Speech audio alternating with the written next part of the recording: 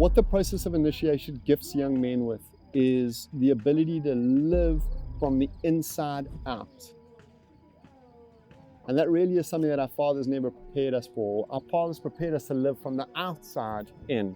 So they said to us, build stuff on the outside that'll hold your inside up. Get a good job, get a good house, get a good car, get a good wife, and you will feel inside, your inside will feel okay because your outside is okay. And that really is not such a smart solution, and especially it's not a smart solution looking ahead at AI. AI is going to compromise the externals for almost every young man out there today. Not all of us, but most of us will have our externals compromised, and so our insides will be incredibly vulnerable. And in ancient times, they knew this. They knew that a young man would be vulnerable. His happiness would be vulnerable if he built it using externals, and other people would be vulnerable by that selfishness as well.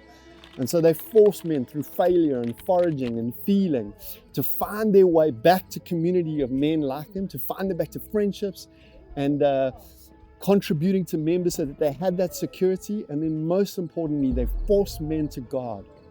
They forced men to God. And the greatest reference for this is the indigenous people of Australia.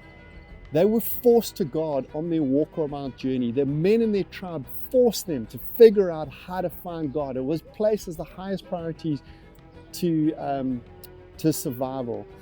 And many of us today, as men, have never been forced to find God.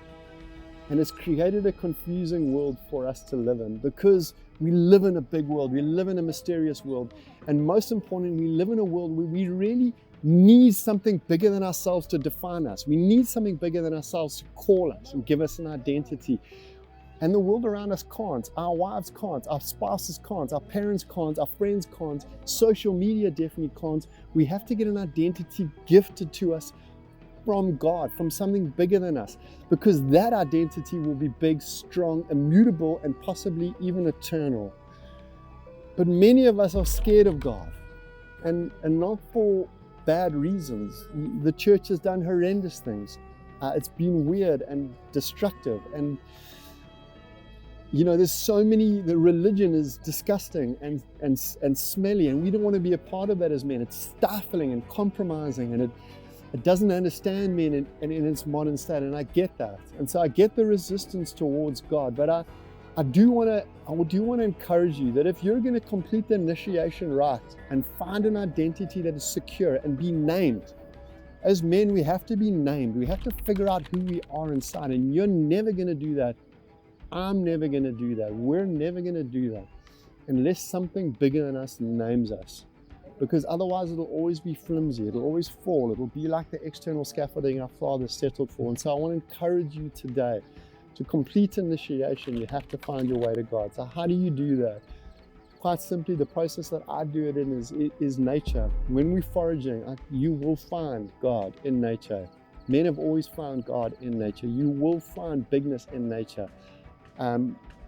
Secondly, you will find God in other people. People are beautiful and wonderful and fearfully made. Yes, they're fallen and corrupt and imperfect, just like you and I, but they are wonderful. And you will find God in community. And you will find God in silence and in spirituality.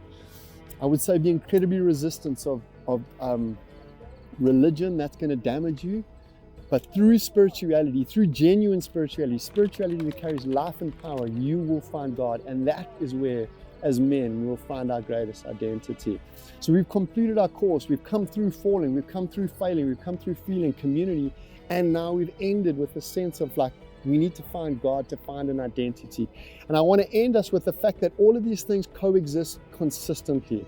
Hopefully we come to a point where failure is no longer a thing that drives us, and we learn to live in a constant state of feeling in community, of friendship, of participating, of service, of love, where our identity is driving external behaviors and it's making us happy. And so I hope this course has really helped.